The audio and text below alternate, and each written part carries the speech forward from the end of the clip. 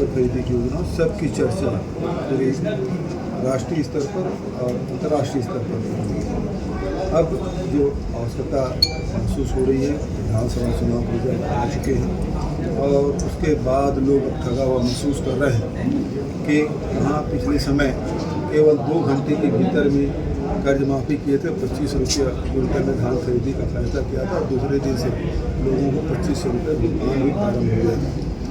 आज 3 महीने से ऊपर बिकने के बाद भी लोगों को वो राशि जो अंतर की राशि है इतना वो भुगतान हो रहा है, न ही जो महतारी वंदना योजना जिसके बारे में कई विधानसभा में थी कि चुनाव के पहले ही किस्त मिल गया था, नकद मिल गया था, लेकिन बाद में मिलना बंद हो गया। अभी पैसा डाला गया ऐसा कहते हैं, वो भी रविवार को, वो भी किसी खाता में पहुंचा नहीं पहुंचा पता नहीं। तो इस प्रकार से लोग अपने आप को ठगा हुआ महसूस करते हैं। जो योजनाएं हम लोगों ने शुरू किया था जिसमें हम लोग गोबर खरीदी कर रहे थे, बंद हो गया, बंद हो गया। जो राजीव गांधी किसान न्याय योजना युवाओं को दे रहे थे, हर साल जो 1 लाख रुपये हर समिति को मिल रहा था वो बंद हो गया। बेरोजगारी भत्ता बंद हो गया, भूमि श्रमिक न्याय योजना बंद हो गया और अभी 18 लाख आवास की बात कर रहे हैं। हम लोग सितंबर में ही पहले किस्त दे दी, उसके दूसरे किस्त को पता नहीं, और 18 लाख की बात करते हैं, अभी किसी को किस्त मिला नहीं। तो ये सरकार केवल होर्डिंग में ही, विज्ञापनों में, धरातल में सरकार दिखाई दे रही है और इससे आम जनता से ठगा हुआ महसूस कर रहे हैं। और राजनांदगांव की जनता की जनता भी चाहती है कि दिल्ली की लोकसभा में मजबूती के साथ छत्तीसगढ़ चुनाव दिखाई जाए और प्रकार की भावनाओं में रही है। और मेरा सौभाग्य है हाईकमान ने मुझ पर विश्वास किया और राजनांदगांव की जनता भी इस निर्णय को हाथों हाथ लिया है। मंदिरों से आपने शुरुआत किया है, क्या संदेश देना चाह रहे हैं? कोई भी अच्छा काम करते हैं तो गृह प्रवेश करते हैं तो सत्यनारायण की कथा कराते हैं, पूजा अर्चना करते हैं, पहले देवता बिठाते हैं, उसके बाद दूसरा काम करते हैं। हम लोग उसी प्रकार से करते हो जो परंपरा है। इतने सारे चुनाव लड़ा हो तो सब में उसी प्रकार से करते हैं। पाटन में लड़ता था महामाया मंदिर जाता था, आज यहाँ लड़ रहा हो तो डूंगरगढ़ लेसोरी से शुरुआत हमने की। मोदी की गारंटी का डॉक्टर रमन सिंह का विधानसभा क्षेत्र है और कवर्धा उनका निवास है, क्या चुनौती कोई मानते हैं? डॉक्टर रमन सिंह जी अब संवैधानिक पद विधानसभा के अध्यक्ष हैं, तब एक प्रकार से कहा जाए उस जो सक्रिय जो राजनीति है उससे ऊपर, तो इसलिए अब उसको अब वो हमारे लिए आदरणीय हो गए। उसके पहले तो हम लोग विधानसभा में मैंने कहा था डॉक्टर अब हिसाब किताब बराबर हो गया, मैं पहले आपसे लड़ता था, आप मेरे से लड़ते थे, अब चूंकि अब विधानसभा अध्यक्ष हो गए तो आपको कुछ बोल नहीं सकते हम, तो हिसाब किताब हमारा बराबर हो गया। तो अब वो उस पद पे बैठे हैं तो उसके बारे में मोदी की गारंटी का कांग्रेस पर तोड़ नजर नहीं आ रही है, क्योंकि विधानसभा में आप ऑलरेडी सत्ता जा चुकी है। मोदी जी ने गारंटी तो दी जी, लेकिन भीड़ बाद में कह रहा हूँ मिला क्या? अभी 400 रुपये सिलेंडर देने की बात कही थी, मिला? उन्होंने गारंटी दी थी कि नगद भुगतान होगा 3100 रुपया, हर पंचायत में होगा। इसी पंचायत में 11,000 से अधिक पंचायत, एक भी पंचायत में बता दो कि 1 रुपये का भुगतान किसी किसान को हुआ। ये मोदी जी की गारंटी। हर गृहिणी मतलब हर शादीशुदा महिला को आप 1,000 रुपया महीना देंगे। आज 3 महीने बीत गया, कितने लोगों को मिल पाया? और क्या सबको मिला है? 3 करोड़ जनसंख्या है, आधी आबादी महिलाओं के 1.5 करोड़ होता है। यदि 50 लाख भी मान लें जो अविवाहित हों, अभी 1 करोड़ महिलाएं हैं। ये तो भाषण देते थे भूपेश बघेल की पत्नी की, तो हम लोग देंगे 12,000 रुपये महतारी वंदना के, सबके बारे में बोलते थे। अब विष्णुदेव साहब बताए उसकी पत्नी को मिल रहा है नहीं मिला, तो ये पहले आपने बता दो। उस समय तो बोलते थे बड़ी बड़ी बात थे सबके पत्नी को। आप लोग बताएं कि आपके घरों में मिला क्या किसी को?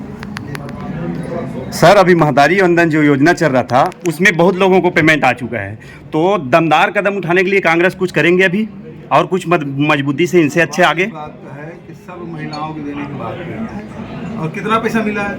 1,000 रुपये 1,000 जी। तो 3 महीने का कौन देगा?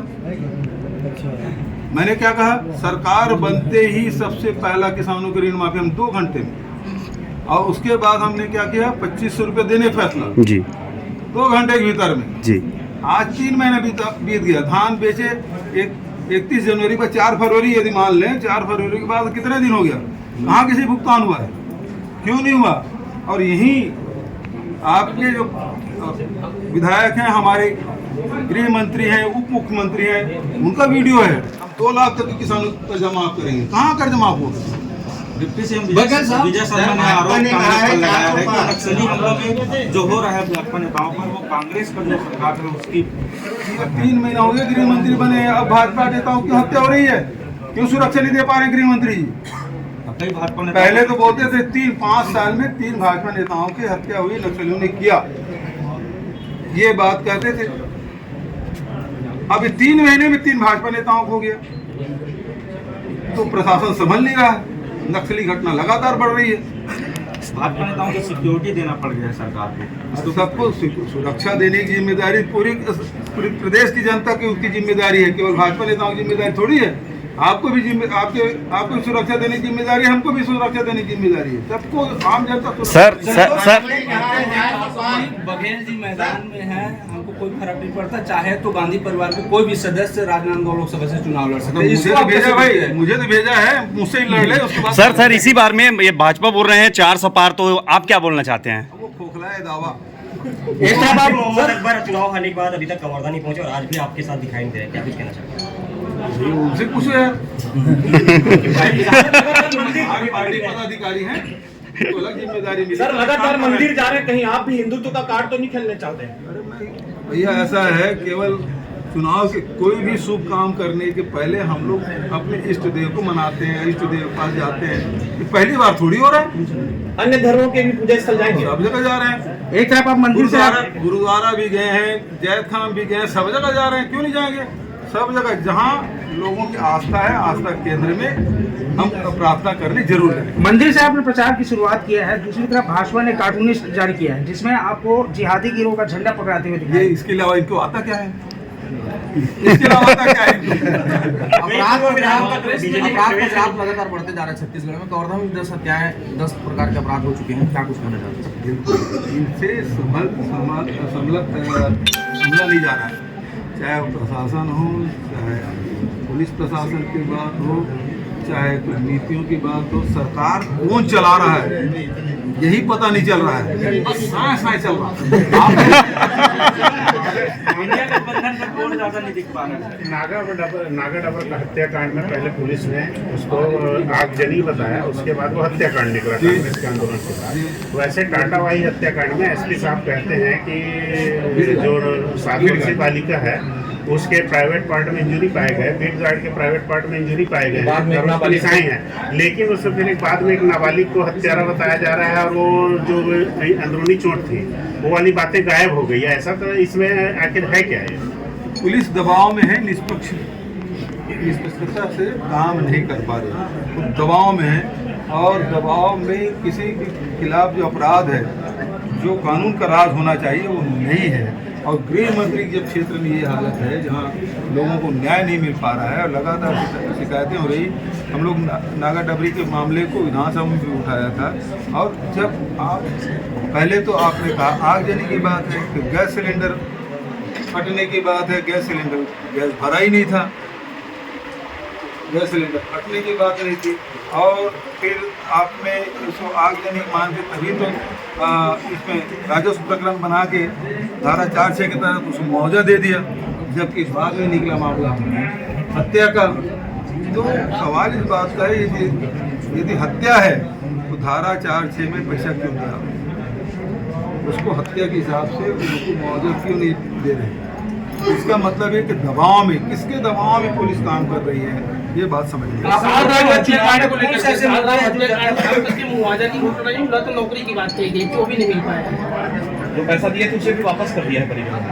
सवाल इस बात का है कि आखिर उसकी हत्या किसने की? अब वो बता रहे ये उसका लिंक कहाँ जम्मू कश्मीर से मिल रहा है, NIA जाँच, उससे क्या होता है? भीमा मंडावी की हत्या की जाँच को NIA ने अपने आप टेक ओवर किया था 5 साल से, यही लोकसभा चुनाव के समय है, ये अप्रैल आएगा तो पूरा 5 साल हो जाएगा, क्या हुआ? तो उसी प्रकार से झीरम घाटी की जांच है, NIA दिया गया, तो क्या हुआ? कोई निष्कर्ष निकलना नहीं है, तो ऐसे किसी निष्कर्ष में नहीं निकले तो दे दो CBI को, दे दो कि नहीं ये को दे दो। इस प्रकार से ये लोगों को ध्यान भटकाने के लिए इस प्रकार से निर्णय लिया। सर कांग्रेस का कोई मुद्दा है, दमदार मुद्दा, जिसमें कांग्रेस आगे जा सके? आम जनता का जो मुद्दा है, महंगाई है, बेरोजगारी, इससे बड़ा मुद्दा और क्या हो सकता है? ये आम जनता का मुद्दा है। राजनांदगांव लोकसभा में भूपेश बघेल का क्या मुद्दा होगा? भूपेश बघेल का मुद्दा ये है कि 5 साल जिस प्रकार से छत्तीसगढ़ महतारी की हमने सेवा की, चाहे वो संस्कृति के क्षेत्र में हो, त्योहार की बात हो, भाषा की बात हो, चाहे परंपराओं की बात हो, उसके साथ साथ जो आर्थिक उन्नति हर वर्ग की, चाहे वो मजदूर हो, चाहे गौपालक हो, किसान हो, व्यापारी हो, सबकी, और सरकारों को भी हमने जो रिटायर हो गए उसके भी हमने पेंशन हमने दिया। जो सरकारी कर्मचारी उसको ओल्ड पेंशन स्कीम हमने दिया, डीए बढ़ाया। अभी तो जो हम लोग सरकार में थे और आचार संहिता लग गया, केंद्र सरकार ने बढ़ाया, हम उसके अनुरूप देने पर लग गया। अभी तक के कर्मचारियों को नहीं मिल रहा। त्वरित कार्रवाई और छत्तीसगढ़ से जुड़े हुए मुद्दे लगातार हम लोगों ने उठाए हैं और उसके कारण से छत्तीसगढ़ का मान सम्मान देश और दुनिया में बढ़ा है। वही दमदारी से बात, वही आवाज़ देश के सबसे बड़ी जो पंचायत है उसमें उठना चाहिए। ये मेरे लिए सबसे बड़ा